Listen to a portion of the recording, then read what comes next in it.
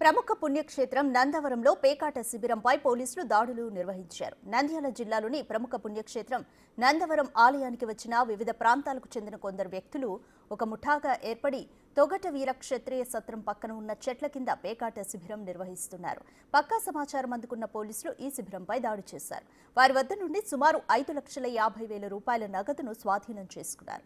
జమ్మలమడుగు, ప్రొద్దుటూరు, బనగానపల్లె, సంజామాలకు చెందిన 22 మంది పేకాట రాళ్లను అదుపులోకి తీసుకున్నారు. ఈ మధ్య కాలంలో ఇలాంటి ఘటనలు తరచూ జరగడం ఇప్పుడు నంద్యాల జిల్లాలో కలకలం రేపుతోంది.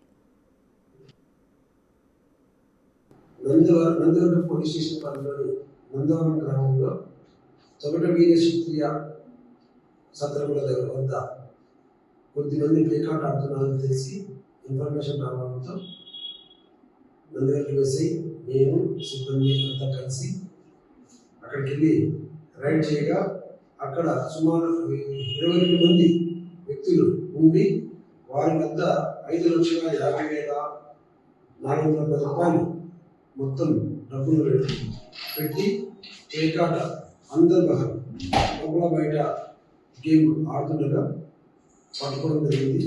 వాళ్ళందరినీ కోర్టుకి ముందర హాజరుపరుస్తామని అదేవిధంగా గ్యాంబ్లర్స్కి ఈ సందర్భంగా చెప్పే విధంగా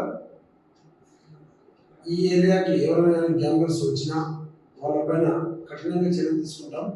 అదేవిధంగా ఈరోజు పలు ప్రాంతాల నుంచి ఇక్కడికి వచ్చినారు. వాళ్ళు ఈ టెంపుల్ వద్ద